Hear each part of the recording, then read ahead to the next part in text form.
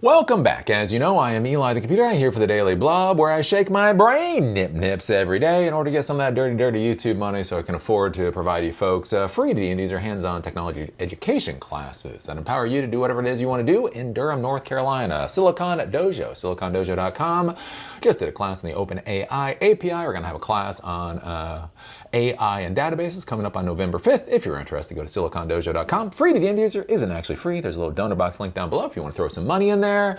And now, let's get to shaking the nips.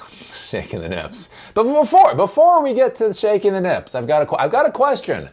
How do I get back to my America? How do I get back to my America? See, I was in this country. I was in this country that I considered my country, and I guess, with parallel universes and all that kind of stuff, I seem to have gotten into a parallel universes United States, and I would just like to get back to mine. This multiverse thing sucks, to be clear. In the Marvel universe, it sucks. In the DC universe, it sucks. In reality, it sucks. Let's all just stop with the multiverses. Let me get back home, and we can forget that concept ever existed. So, I don't know. We're in Trump's America. We're in Trump's America. And it is so much different than the America I thought I lived in. And one of the things with Trump's America is that he is trying to nationalize so many of our industries, right? Taking a 10% share in Intel. The government would have a 10% equity stake in Intel. Taking equity stakes in lithium mines, taking equity stakes in other things. And now it appears like he wants to take equity stakes in quantum computing because apparently, why not? My big issue with a lot of this stuff is I don't think you really want the government picking winners and losers. Really, if you look at the major problems we have in the United States, I think a lot of it does actually revolve around the government's picking things like winners and losers, right? If you look at our education system is entirely screwed, basically, essentially because of government loans and government financing that has just massively skewed the valuation for the education that people get. You see it things like our healthcare system. This is all just screwed up to high hell and back. And where we have weird mandates like anybody who comes into the emergency room has to be seen regardless of whether or not they can pay, which then drives up the cost of healthcare for everybody else. But then the weird thing is like, well, if you have all of these people who can't pay for medical services, and so they keep coming into the emergency room for medical services they can't pay for, and emergency medical is much more expensive than normal medical. So why don't you just set up a low-cost clinic literally right beside your fucking emergency room so you can route the non-emergency people to the low-cost clinic, so at least you can provide services to the people at a lower cost and not jack up the rates for everybody else. But that kind of thing. That kind of thing is just completely considered wackadoodle. And one of my concerns right now is like with Intel. So Intel, God knows what's going on with Intel. I remember when Intel was Intel, and now it's Intel. It's just, I don't know. Maybe the new processors are good.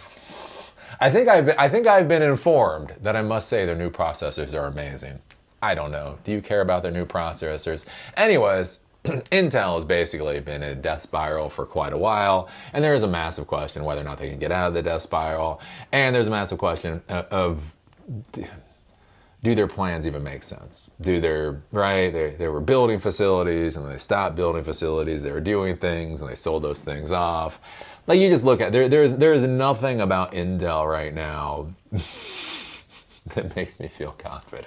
It's not like, oh, if they had another $40 billion, what they could do is, you just look at Intel. I don't think Intel knows what the hell Intel is doing. And so the problem that you run into, like with the Trump administration taking a 10% equity stake in Intel, especially with Trump, it really brings the question of how many things in the technology world and in the economic world are going to get skewed essentially in order to kiss Trump's ass, right? So we saw after Trump took an equity stake in Intel, SoftBank. Again, when you hear SoftBank, that's always a sign. That's a sign. Anyways, SoftBank was buying $2 billion of equity. NVIDIA decided to buy $5 billion of equity. And the concern here is that because the administration basically really helps the people that slobber on the administration's ring, and it really tries to punish the people that don't kowtow, how many business decisions are going to go on simply because of Trump's insanity. And really, I mean, that's what it comes down to. And that's the concern now. Whereas before, like if the government gives grants or whatever else, they don't have a lot of control over the company itself. The question now is, as they take equity stake, how much control are they going to have over the company itself? And then how much control are they going to have over the other companies that interact with the company, so on and so forth. And so now it's curious is that, so Trump, coming from Ars Technica, is now looking into doing this with quantum computers. Trump eyes government control of quantum computing firms with Intel-like deals.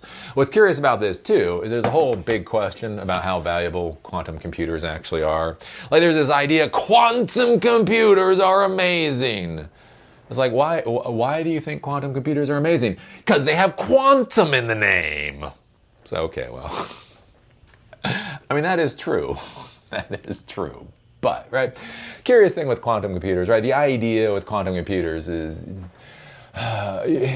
they're incredibly fast computers, essentially for trying to figure out the direction of something. Like the best example I heard, I was talking with the CEO of D-Wave. So D-Wave is a quantum computing company. Got to talk with him back at Web Summit back in like 2019 or something, and he was talking about it like with their quantum computers. And the idea is you're not trying to figure out like a precise thing, you're just kind of trying to figure out a direction. The idea, like with, if you have a flock of birds, right? A flock of birds needs to go from here that way, right? And so how do you get all of these birds to basically move into that direction? And that's the idea that quantum computing does, is basically trying to figure out the answers that have the lowest cost in energy.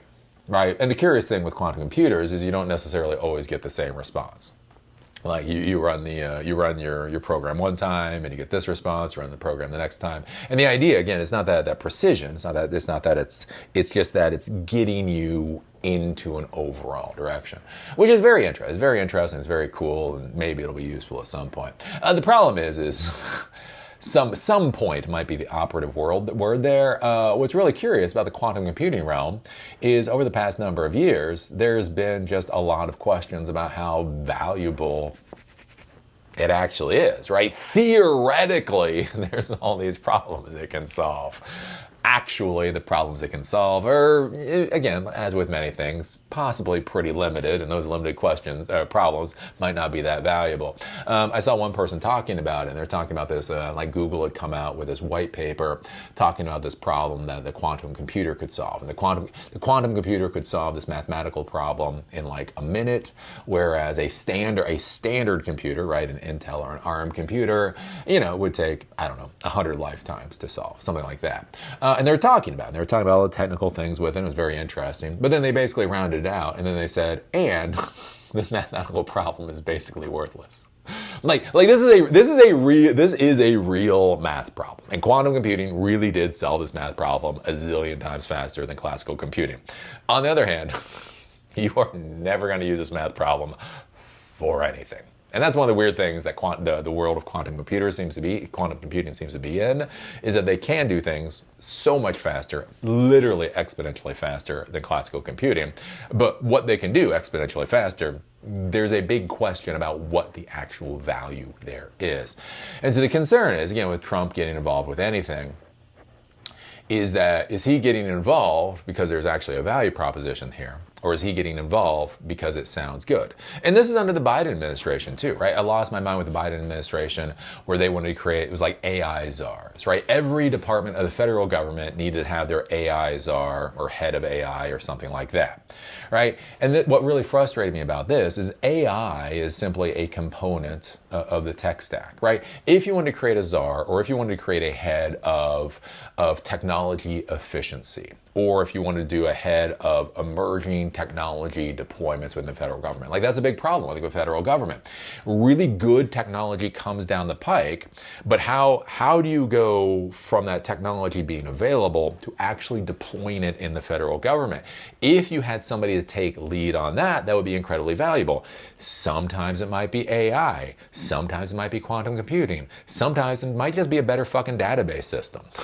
Right? So if you had heads of every federal department, and they were looking at new technologies that could dramatically improve efficiency and cost effectiveness within the federal government, and basically figuring out ways to get those implemented and deployed in the federal government, I would be 100% for that. And once in a while, they would be AI projects, and frankly, most of the time it would be database projects, right? But that would be good. But again, Biden, right? Biden, he's so fucking old. Like, trying to explain tech stacks to him, that's just not going to be worth the time. And so what did he come at? AI, right? He is told AI is important, ergo every department needs an AI czar. It's like, fuck, right?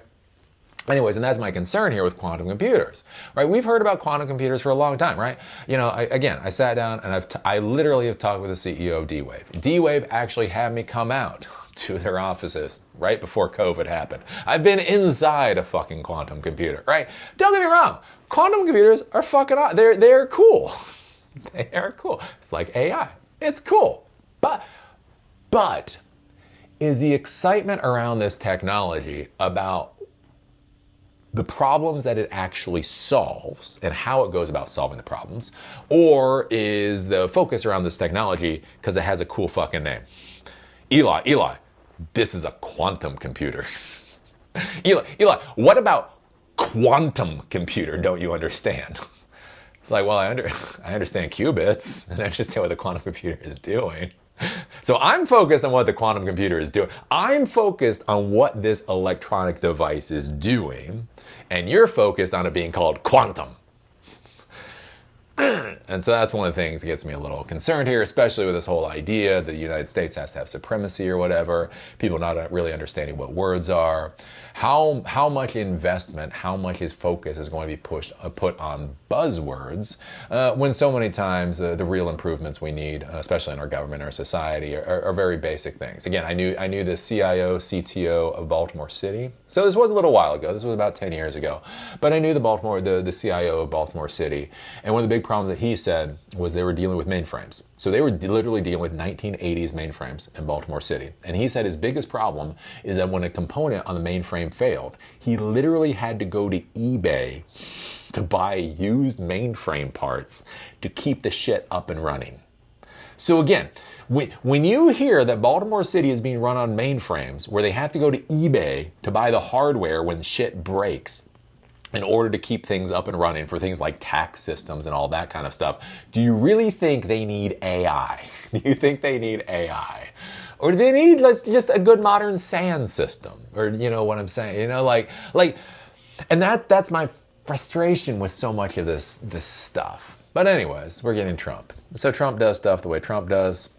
Anyways, at least 5 companies are weighing whether allowing the government to become a shareholder, and again, this is a shareholder, would be worth it to snag funding that the Trump administration has, quote, earmarked for promising technology companies. Sources familiar with the potential deals told the Wall Street Journal.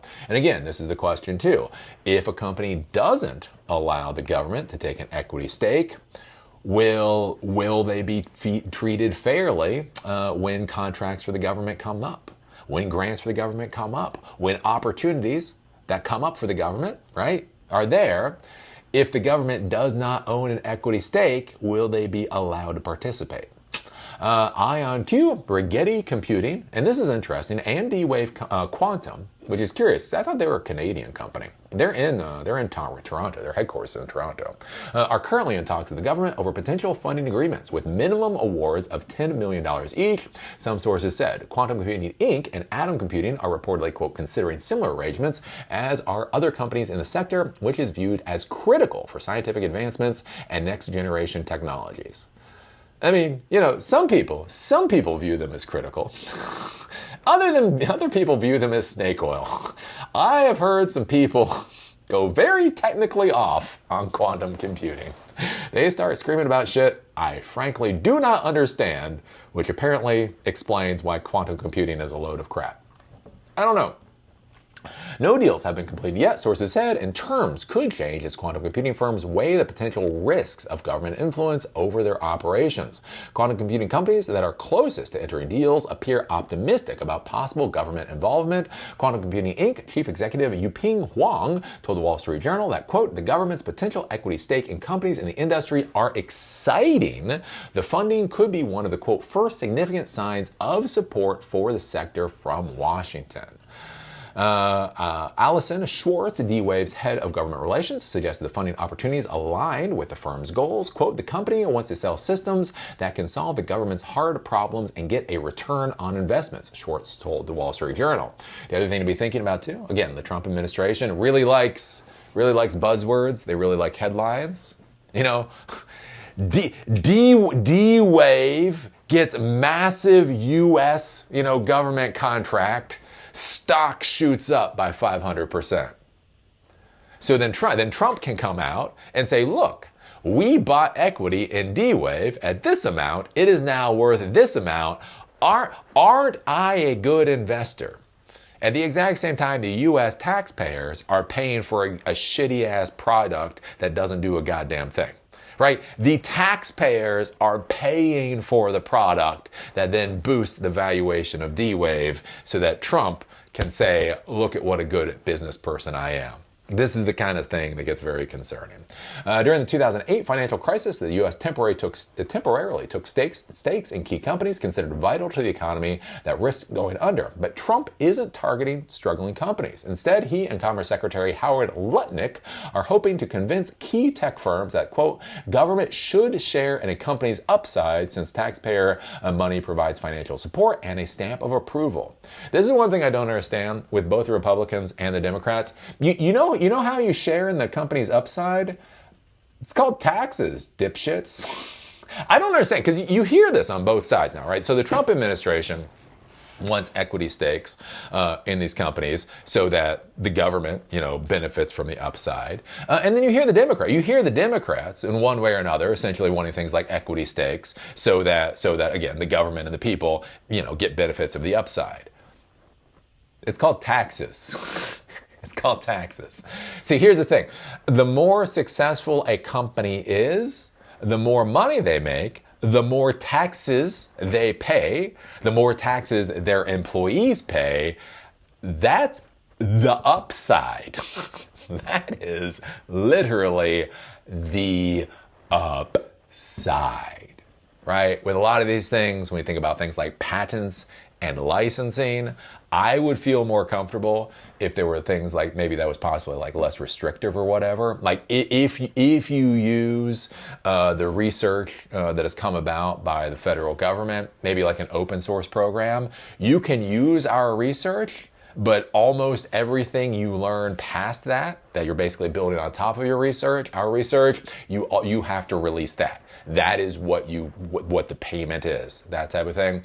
I really don't get this whole equity stake thing by both parties. Is like there's this weird thing, like somehow taxes are not the government taking your success. Where it is, again, we've got a progressive tax system. The more money you make, the more you pay. It's weird.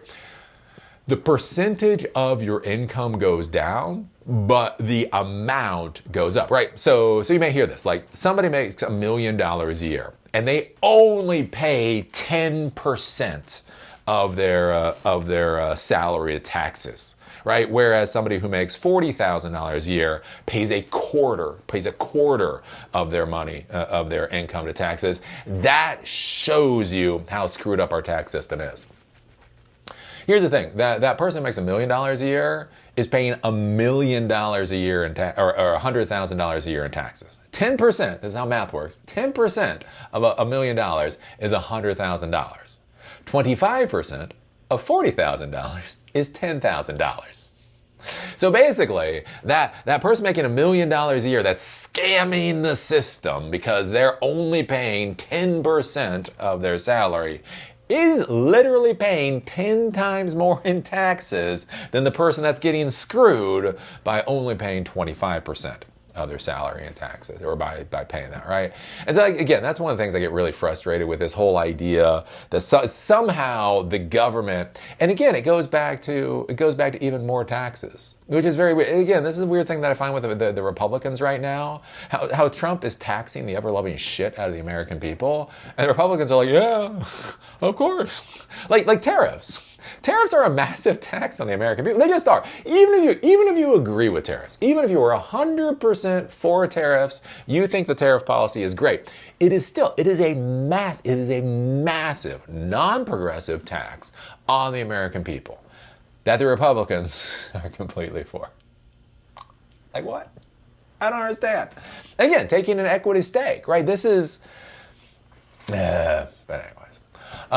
It's their plan to take the CHIPS funding that Biden gave away, quote, for free, and turn it into, quote, equity for the Trump administration and for the American people, Lutnick said.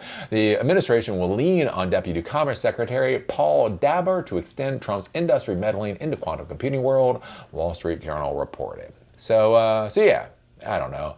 Trump administration is trying to take equity in quantum computers. How can this go wrong? How can this go wrong? Put your answers down below.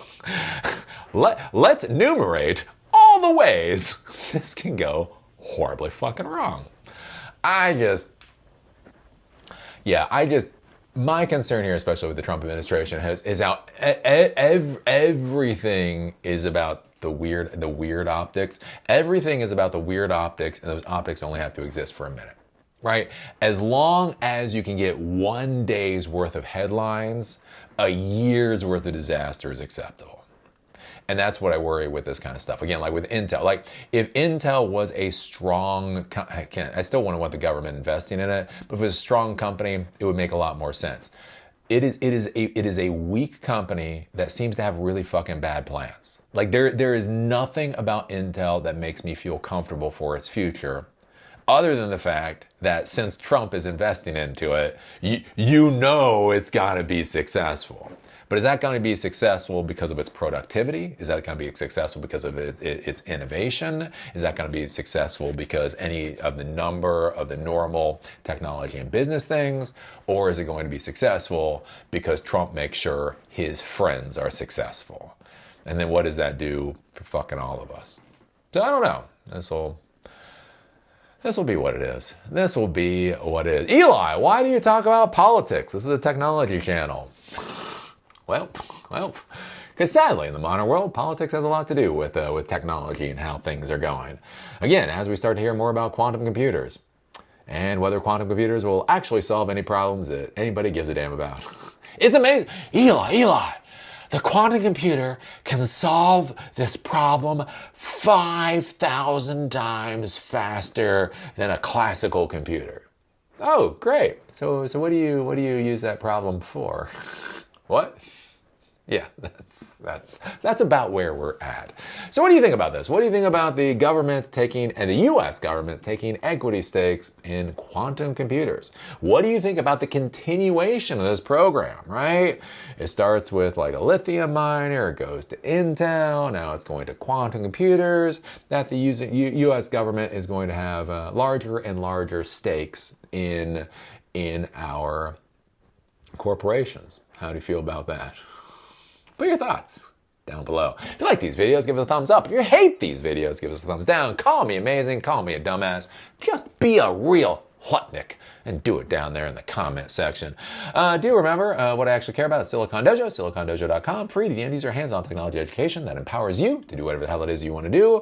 We did a class on OpenAI's API a couple of days ago. We're going to do a class on AI and databases on November 5th, a class on web scraping and AI on November 19th in Durham, North Carolina. If you're interested, go to silicondojo.com to take a look at what we're doing. Also, do remember free to the end user is not free. That's why I'm here shaking my brain nipples. If you would like to support what I'm doing, there is a donor box link down below. And with that, see y'all later.